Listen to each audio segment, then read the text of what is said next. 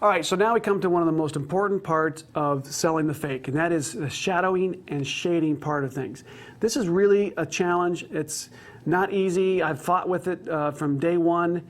Having someone stand, taking them out of a background, knocking them into or at least from a white sweep into a background, having a full length thing is really tough. So I learned a few things. I'm still learning, and I think, like I said, selling the fake is the key to the whole thing. So I'm going to show you a couple techniques I use. Number one is I'm going to build the shadow below her first. And by starting, I want to shift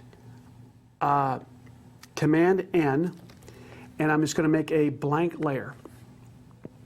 I'm going to take my brush to about in the 20s. Opacity, the same with the flow. Make sure your mode is on normal, not the overlay which we had left it before. And I'm going to begin the slow process of building up this shadow. Let's make sure my brush is on soft. There we go. It was not. So I want the soft brush coming in.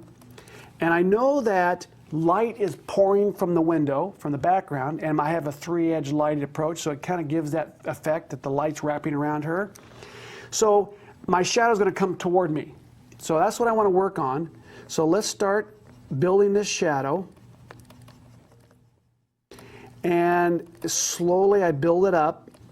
And then what I might do is throw it kind of toward me a little bit here. And you can see that it's starting to take shape here. But remember, I'm going to overdo it because I have the ability to take the opacity down and feather it. And I'm going to take the eraser brush here. This is a little trick I sort of discovered. And I'm going to cut the shadow and make it kind of look like it's coming from multiple sources. Whoop, that was too much. Let's go here. And I would say that if there's anything that I play with more, it's this technique right here, the shadow shading. I really spend my time on this, and I'm not going to be able to spend a lot of time doing this here, but you can see how I'm doing this. I'm just allowing the effect to look like it's got multiple light sources coming around her. And the one thing I do is I try to look at photographs that have someone really standing in a background and look at how the shadows fall. And that gives you a little bit of a sense of what you should do when you do the fake stuff. All right, so I'm going to add some noise to it. So let's go to noise, somewhere around, say, 5 to 10 amount of noise.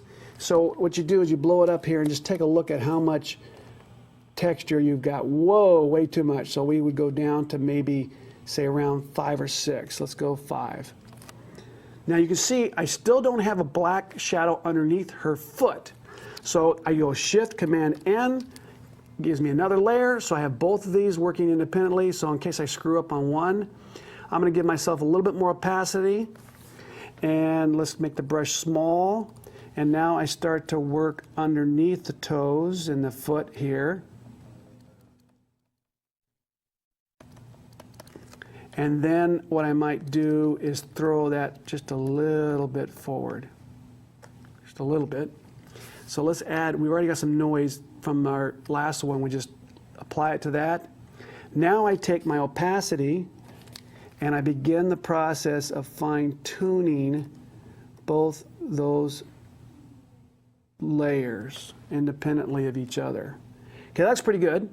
So now what I want to do is, you can see the dress is lit too much, the foot underneath is lit too much, it's not real. She'd have a lot darker. Because she was shot on a white sweep, all that light's bouncing into there. So let's, again, now do some shading on the dress itself. So let's make a blank layer, Shift Command N.